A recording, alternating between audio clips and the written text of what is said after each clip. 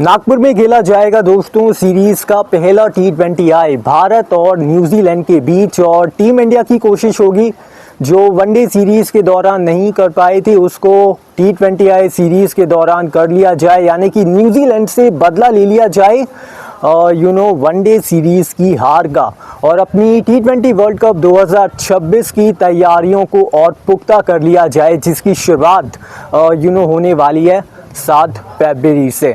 तो अगर बात करते हैं नागपुर में ये पहला T20I है, तो आपको ज़रा स्क्वाड भी दिखाएंगे, इंडिया का भी न्यूजीलैंड का भी।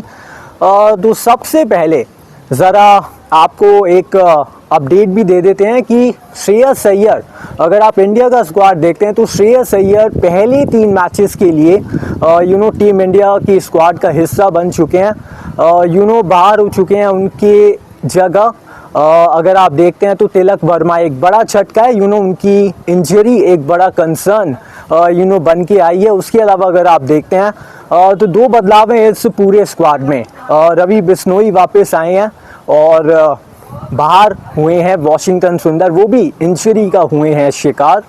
तो ज़रा अगर आप ये पूरा स्क्वाड देखते हैं तो रूबरू करवा देते हैं ज़रा भारत की इस T20I स्क्वाड से, जिसमें अगर आप देखते हैं तो सूर्य कुमार यादव हैं कप्तान। उसके अलावा ये अभिषेक शर्मा को आप देखेंगे यहाँ पे, रिंकू सिंह द फिनिशर के तौर पे, श्रेयस अय्यर जैसा कि मैंने आपको बताया कि वापसी हुई है।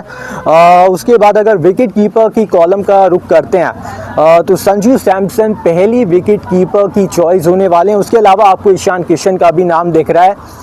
उसके बाद अगर आप देखते हैं ऑलराउंडर तो हार्दिक पांड्या हैं, अक्षर पटेल हैं, उसके अलावा शिवम दुबे हैं। उसके बाद अगर आप देखते हैं बॉलर्स को तो बॉलर्स हैं इसमें जसप्रीत बुमराह, कुलदीप यादव और वरुण चक्रवर्ती, अर्शदीप सिंह, हर्षित राणा और रवि बिश्नोई। तो ये पूरा T20I सीरीज के लिए स्क्वाड है टीम इंडिया का अगेंस्ट न्यूजीलैंड। उसके बाद अगर आप देखते हैं न्यूजीलैंड का स्क्वाड इन 5 मैचों की T20I सीरीज के लिए, तो न्यूजीलैंड का अगर स्क्वाड देखते हैं तो ये न्यूजीलैंड का स्क्वाड है आपकी मोबाइल की स्क्रीन के सामने। तो अगर यहाँ पे देखते हैं तो मिचेल सैंटनर बतौर कप्तान आपको यहाँ पे दिख रहे हैं। उसके अलावा अगर आप देखते हैं तो माइकल ब्रेसवेल जो कि कप्तान थी वनडे सीरीज के दौरान न्यूजीलैंड के, लेकिन वो यहाँ पे बतौर खिलाड़ी खेल रहे हैं। उसके अलावा मार्क चैपमैन भी हैं, डेविन कॉनवे पहली विकेट कीपर और पहले ओपनर की पसंद भी होने वाले हैं। उसके बाद अगर आप देखते हैं जेकब डफी का नाम है, जैक फोल्कस भी हैं इस टीम में, मैट हेनरी की वापसी हुई है। उसके अलावा काइल जेमिसन, उसके बाद अगर आप देखते हैं Bevon Jacobs, Daryl Mitchell, Jimmy Neesham, Glenn Phillips the superman. उसके बाद अगर आप देखते हैं Rachin Ravindra, Tim Robinson and Ish Sodhi. तो ये न्यूजीलैंड का स्क्वाड है वर्सेस इंडिया 5 मैचों की T20I सीरीज के लिए। तो ठीक ठाक ही है, मतलब इतने युवा चेहरे नहीं है ना जितने वनडे सीरीज के दौरान हमने न्यूजीलैंड के स्क्वाड में देखे थे।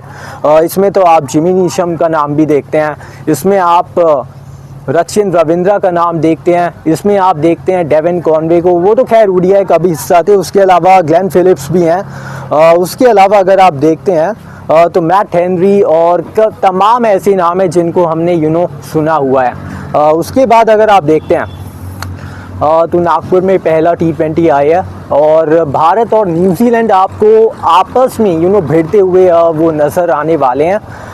तो भारत के लिए भी मतलब बहुत ज़रूरी हो जाता है कि कंसिस्टेंसी को बरकरार रखना, क्योंकि T20 वर्ल्ड कप 2024 के बाद से एक भी बाईलैटरल T20I सीरीज नहीं गवाई है। तो उसी विनिंग मार्जिन को कंटिन्यू करना चाहेंगे और न्यूजीलैंड के खिलाफ भी अपना दबदबा वो कहते हैं ना वो बरकरार रखना चाहेंगे। तो नागपुर में अगर पहले T20I की बात करते हैं तो नागपुर में ये बड़ा खूबसूरत मैदान है, बड़ा यहाँ पे आप देखते हैं तो बाउंड्री रोप्स भी होते हैं। उसके अलावा अगर आप देखते हैं यहाँ पे स्टैट्स एंड रिकॉर्ड्स इस मैदान के पहला T20I है नागपुर में। तो स्टैट्स एंड रिकॉर्ड्स यहाँ के ये बताते हैं कि टॉस अगर आप जीतो ना तो टॉस जीतकर यहाँ पे पहले बैटिंग कर लो, क्योंकि नागपुर के इस मैदान पे ये माना गया है, ये जाना गया है कि जो टीम पहले बैटिंग करती है ना यहाँ पे, वो 90% मुकाबले जीती है। तो उसके अलावा अगर आप स्टैट्स एंड रिकॉर्ड्स देखते हैं तो ज़रा मैं अब आपको अच्छे से शो कर देता हूँ आपकी मोबाइल की स्क्रीन के सामने। तो ये स्टैट्स एंड रिकॉर्ड्स हैं नागपुर के इस मैदान के, कि कुल मिलाकर 10 मैचेस खेले गए हैं इस मैदान पे। और ये मैदान ये बताता है कि पहले अगर आप टॉस जीतकर बैटिंग करते हो तो 90% मुकाबले जीते हो। विनिंग परसेंटेज रहा है कि पहली अगर आपने बैटिंग करी है तो आपने 90% मैचेस जीते हैं। लेकिन अगर आपने दूसरी बार बैटिंग करी है, यानी कि अगर आप चेज़ कर रहे हो, तो ये विनिंग परसेंटेज केवल 10% रह जाता है। उसके अलावा अगर आप देखते हैं यहाँ पे हाईएस्ट टोटल कितना रहा है, तो हाईएस्ट टोटल रहा है इस मैदान पे 215 का। और मतलब बड़ा अच्छा टोटल है ये 215 का। मे बी अगर मुझे याद है तो श्रीलंका ने बनाए थे शायद से, ये बहुत पहले की बात हो गई है। 215 बनाए थे यहाँ पे श्रीलंका ने, ये हाईएस्ट टोटल है। उसके अलावा अगर लोएस्ट टोटल की बात करते हैं इस मैदान पे, लोएस्ट टोटल रहा है केवल 79 का। तो ये स्टैट्स एंड रिकॉर्ड्स हैं नागपुर के इस मैदान के, जो कि मैंने आपको बताए हैं। उसके अलावा अगर बात करते हैं इस T20I सीरीज़ की, तो नज़रें रहने वाली हैं ना सूर्य कुमार यादव के ऊपर। उनका बल्ला खामोश था 2025 में, एक भी अर्धशतक नहीं लगा पाए थे भारतीय कप्तान। तो उनसे उम्मीदें रहने वाली हैं, उनसे एक्सपेक्टेशंस होने वाली हैं कि अगर 2025 रहा था ख़राब तो 2026 की बेहतरीन करेंगे शुरुआत और लगा देंगे अर्धशतक और बजा देंगे वापसी का डंका और ऐलान कर देंगे कि mister 360 made in India is back. तो उसके अलावा सूर्य कुमार यादव पे नजरें रहने वाली हैं, किस तरीके से वो कम बैक करते हैं इन 5 मैचों की T20I सीरीज़ में। और अगर बात करते हैं अभिषेक शर्मा की, तो अभिषेक शर्मा बतौर ओपनर जिस तरीके का उनका प्रदर्शन रहा है T20I क्रिकेट में, भारतीय पोशाक में, वो कमाल का रहा है, वो शानदार रहा है। तो उनके ऊपर भी नजरें रहने वाली हैं कि वो कैसे अपनी कंसिस्टेंसी को बरकरार रख पाते हैं। क्योंकि हमने देखा है ना, अभिषेक शर्मा के खिलाफ जो गेंदबाज हैं वो प्लान बना रहे हैं। उनको भी पता है कि अभिषेक शर्मा पहली गेंद से आक्रामक होंगे, अभिषेक शर्मा पहली गेंद से विस्फोटक रूप अपनाएंगे। तो वो भी प्लान बना के आ रहे हैं। और ये देखना दिलचस्प होगा कि जब गेंदबाज प्लान बना के आ रहे हैं तो अभिषेक शर्मा किस तरीके से पलटवार करते हैं, किस तरीके से उनकी प्लानिंग को रिस्पॉन्स वो देते हैं।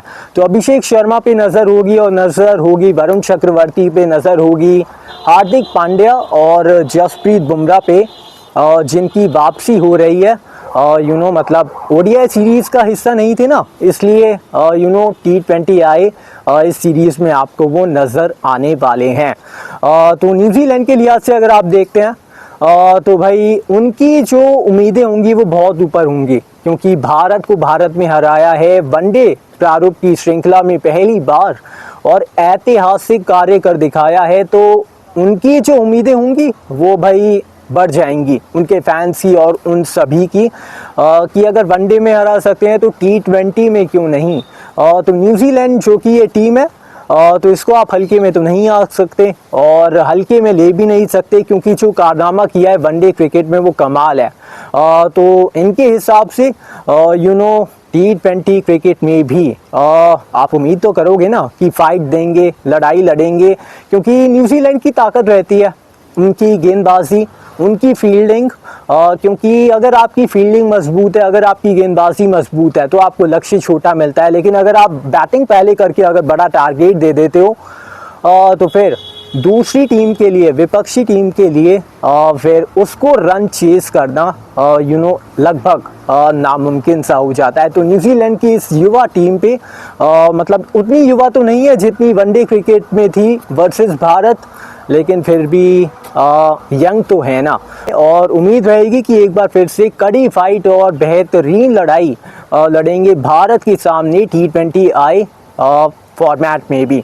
लेकिन हमारी नज़रें होंगी टीम इंडिया के ऊपर कि वो किस तरीके से एक बार फिर से पछाड़ते हैं एक और ऑपोजिशन को, एक बार फिर से मात देते हैं एक और ऑपोजिशन को इस जस्ट T20 वर्ल्ड कप से पहले।